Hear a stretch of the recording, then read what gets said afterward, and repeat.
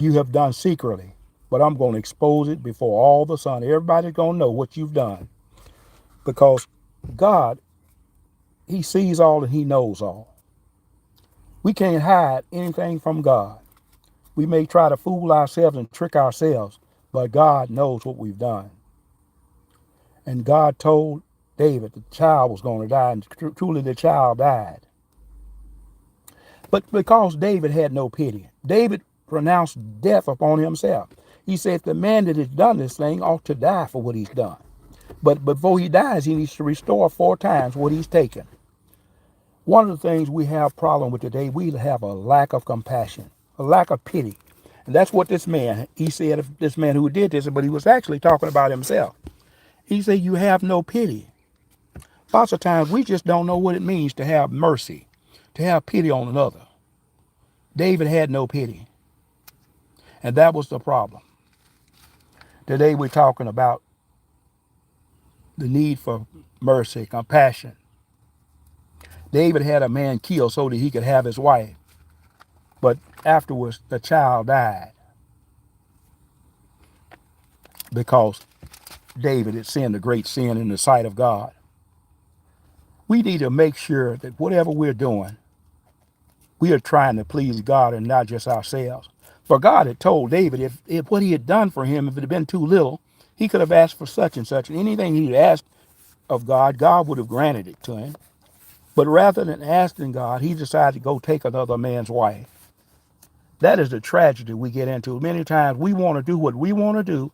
We want to take and get what we want to get and not acknowledge the Lord. Scripture says, in all thy ways acknowledge him. Let him direct thy path. We need to learn how to acknowledge God. Let him be the Lord over our lives.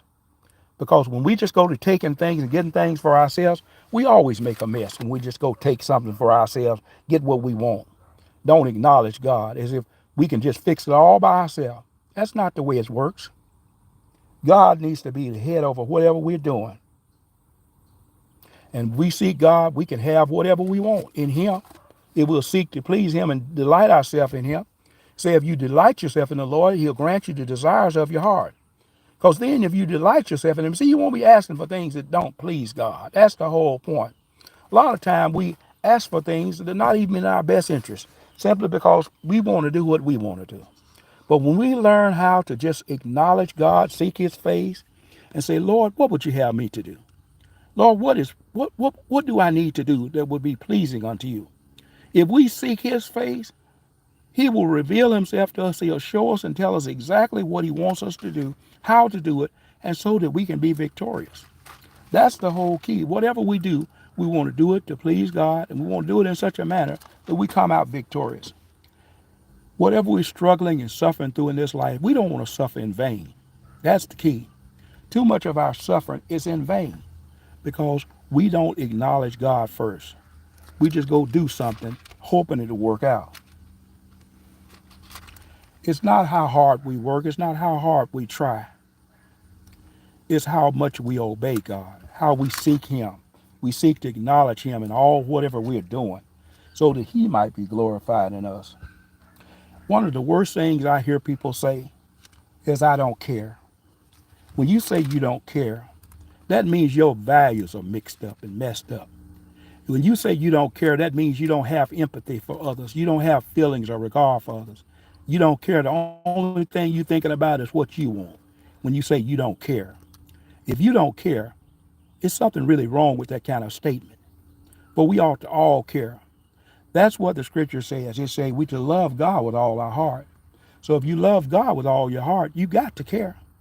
You got to care in order to please him. The scripture says, for without faith, it is impossible to please God. We can't please God if we don't have faith in him.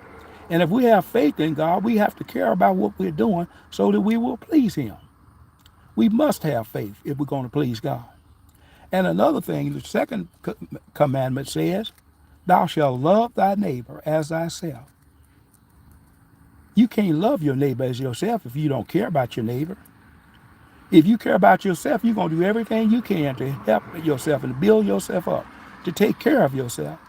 And if you love your neighbor as yourself, you would do the same thing toward your neighbor as you would toward yourself.